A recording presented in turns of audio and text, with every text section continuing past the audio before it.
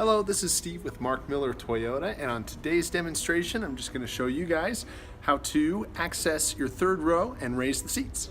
First, on your 4Runner, you're going to want to open your back hatch. Then, pull the clip and lift the seat. Pull this lever that will tilt the seat forward and allow you to slide your seat forward as well.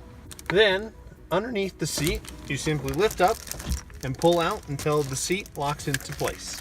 You can then raise the headrest simply with a quick pull. To lower the seat, you're going to want to pull up on your strap right here, pull the clip, and it folds down flat. Thanks again for watching another how-to on the Toyota 4Runner. Go ahead and leave any questions or comments you may have about the video just down below. I'd be happy to respond in a prompt manner. And again, my name is Steve with Mark Miller Toyota, and I'm a product specialist for our dealership. Thank you.